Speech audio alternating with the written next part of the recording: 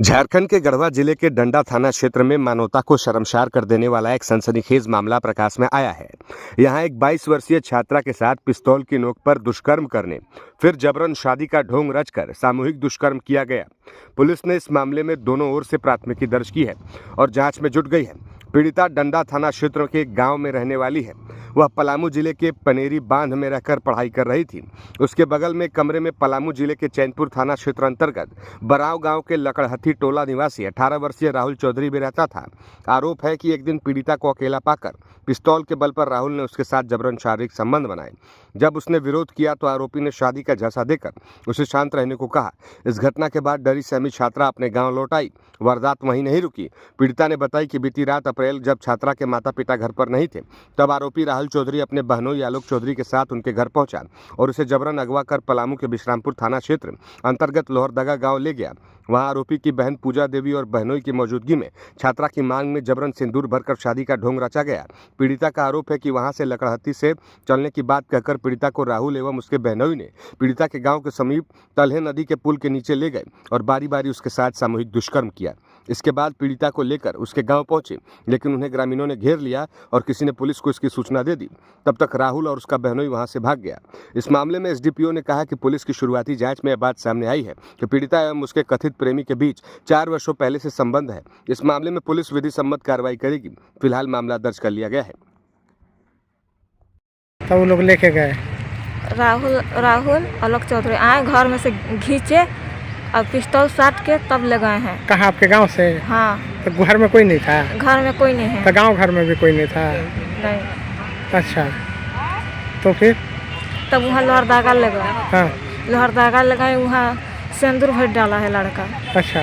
हाँ। इसके बाद फिर उधर से आ रहे थे उसी दिन?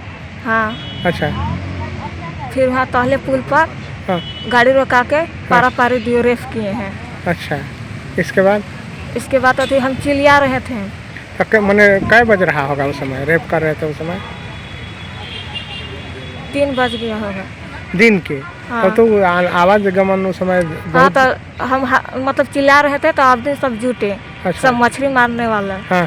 मामला हुआ है सर, उसमें सर तो लड़के सामूहिक दुष्कर्म का आरोप लगा रही है और पिस्तौल को भय दिखाकर इसके अलावा सिंदूर भरने का मामला सामने है। सर क्या मामला? डंडा में एक महिला जो है 22 वर्ष की है, उनके द्वारा आरोप लगाया गया है एक लड़के पर जो कि 18 वर्ष का है कि पिछले 4 वर्षों से 6 अप्रैल को उनके द्वारा आवेदन थाना में आके दिया गया था कि पिछले 4 वर्षों से हमारे साथ शारीरिक संबंध बना रहा है और ये 4 तारीख को ये ले जाके सिंदूर हमारे मांग में डाल दिया और अब शादी करने से हमसे इनकार कर रहा है, तो हमारी शादी कराई जाए और इसमें सहयोग किया जाए।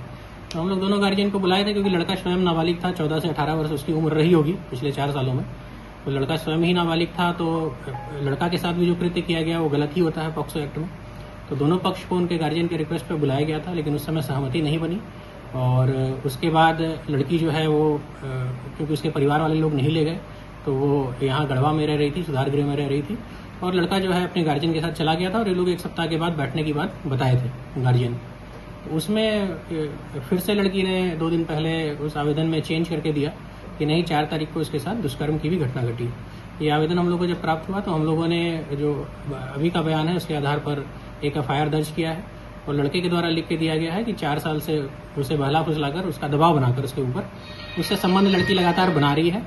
तो लड़का भी क्योंकि नाबालिग है तो पॉक्सो एक्ट में लड़की के विरुद्ध भी एक एफआईआर दोनों की तरफ से दर्ज किया गया है और इसमें अग्रतर हम लोग अनुसंधान कर रहे हैं। प्रथम दृष्टया क्योंकि लड़की बयान बदल रही है और पूर्व में रेप की बात नहीं बता रही थी लेकिन अभी बता रही है, तो प्रथम दृष्टया इसमें हम लोग को भी इंक्वायरी करनी पड़ेगी। स्पष्ट रूप से नहीं कहा जा सकता और हम लोग इसमें इंक्वायरी कर रहे हैं और जो भी जिस पर आरोप बनेगा दोनों पक्ष में उस पर अग्रतर कार्रवाई हम लोग करेंगे।